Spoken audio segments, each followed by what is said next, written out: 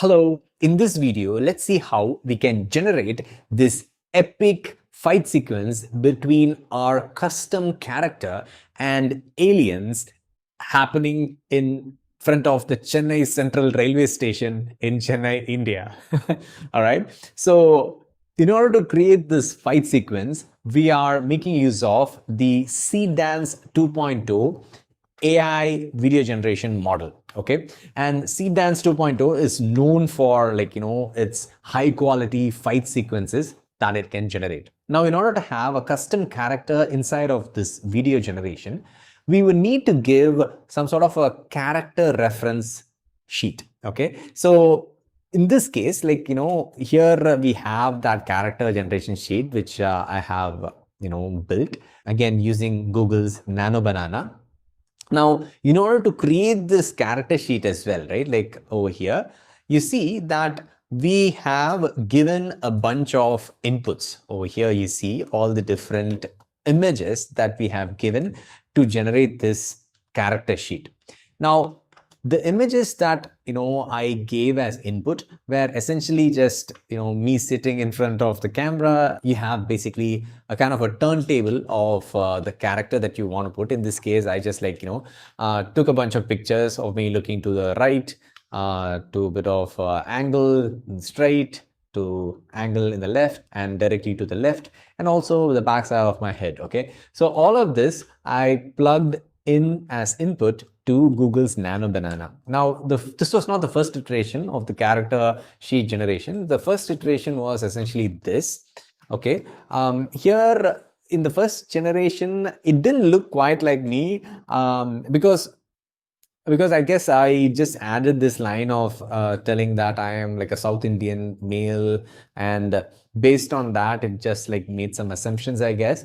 But once I removed that line in the prompt and just asked it to use the inputs and create a character sheet with a white background, because you see in the previous iteration, it was it still had the background that was from the original images. So I just asked it to build a character sheet with a white background and have my face close-ups, and also one version of me just standing, because here the standing version of me, it is imagining, right? It is visualizing it. I just told it the height for the character and it just built it. I just told the height and also the costume, black pant and black shoes, and it built this for me. After I created this character sheet, which itself took a bit of iterations, you can see all the different iterations of the character sheet over here.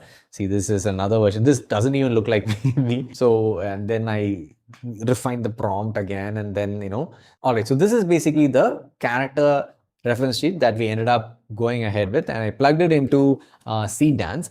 Now, when it comes to the video generation itself, right, we over here, yes, Seedance can generate these really high quality fight sequences, but still you need to give it a prompt to direct how you want this fight sequence to be, right? So, and you can see that over here we have a pretty elaborate prompt, okay, where we even describe shot by shot what we want to happen. So we have a total of 6 shots within this 15 seconds, because Seedance can generate a maximum of 15 seconds of a video. Usually when you give it, when you ask it to generate a long video, it will automatically break it into smaller shots, but it's better if you describe what you want to happen in each of those shots. Now, in order to do that, we made use of Claude. Okay, so Claude is our thought partner in this generation. So I just explained Claude what I had in mind, the seed idea for this video.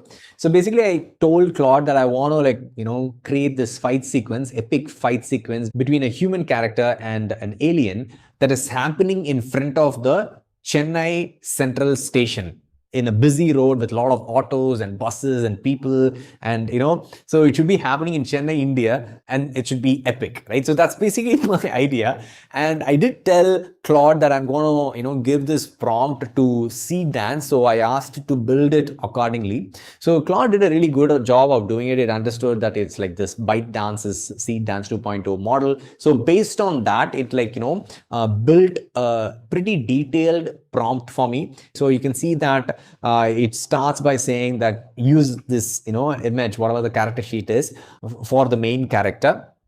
And then it also describes the scene, and then it describes the aliens, And then you have the shot breakdowns. Okay, so you see from 0 to 2.5, this is what we want, and the next shot, and so on. So the total 6 shots are described here.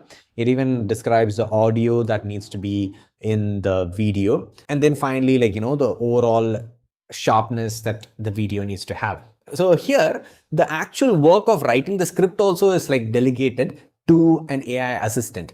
We act more as a producer of content, the one taking the calls, right? More like a director or producer. So here we can go ahead and detail it how much ever we want. Okay, so we can maybe change this first shot to be something else, the second shot to be something else. We can add some details that we are having in our mind.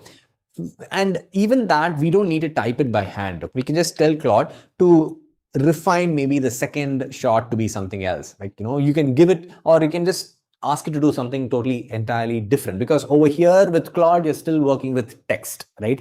Now this text becomes the prompt, the script for the actual video generation. But over here, you can iterate and visualize basically what you want to create and spend a bit of time here. So I would definitely encourage, spend a bit of time in the script, in this prompt area. And once you're happy with the prompt, then move it into Seedance so that you can see and visualize your ideas, right? So that's basically the process. So here I copied the prompt that it built for us and pasted it into Seedance, and within a couple of minutes we got this epic generation done. Now after it generated the video, I basically downloaded it and I took it to my editorial application, and here you can see the full video playing. Now I liked, the video. It was really cool. It had all the elements that I was asked it to have. You have the Chennai-Central station, kind of a building over here. You have all the autos and people running around, and you see the alien flying to the ground. So all of that is cool, okay? And you have this epic hero fight and all. So the last shot, right, where the hero reveal happens, this phase I was not totally satisfied. Yes, it does look like me, but maybe we could improve it. Okay, so that's basically what I was thinking. And so for that, how do we go about it? So I thought, what if we take this last shot alone, right? This shot where you see, this is the 6th shot, the 6th shot alone. What if we replace the face with a better character sheet so that it looks a bit more closer to my face, okay? The character's face that we want to have. I essentially just exported this last shot, okay? I just put it in the in point and out point and exported this out and brought it inside of 11 Labs. So here you see it. So this is that last shot alone. And I gave it to Gemini, Google Gemini's Omni Flash, to edit it. Okay, so here this was my first iteration in refining the face. So I basically gave this front view of the hero character's face to this model, and it kind of looked okay, but still I was not satisfied. And also here, since I didn't tell it to not change any of the other things, I went about actually adding a bunch of more flying robots and space saucers and all, right? So it's just not there in this original video. So I did another generation, but this time I gave a different image of the character sheet. So here, instead of that single image, I used the other character sheet that we generated. So you remember we generated a couple of character sheets over here. So this was the one that we used for the actual video. But then this image seems to have a bit of more close-up of the faces. So I thought maybe this will help in, getting the face closer to the original character. So I essentially gave this image as the reference, and I asked it to make sure the face of the character in the video, I just tagged the video, looks exactly as the face in the character in this image. So I gave that prompt. Now this result looks better than what we had earlier. So I'll even show you the comparison. This was what we had earlier, but then, with the new generation, so this is what we have now. Okay, so this is the comparison between the two characters. You see that it even changed my t-shirt. Oh gosh, because in this reference, it's wearing a round neck shirt, right? So I guess till here it would have been like a collared shirt, and then in the last shot it would be a round shirt.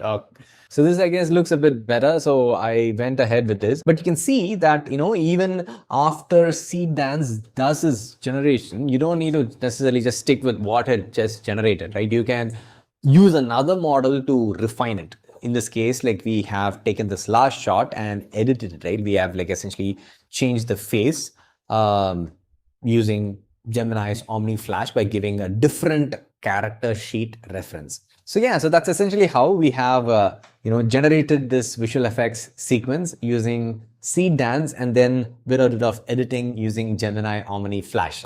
Hope this video was useful. Thanks for watching.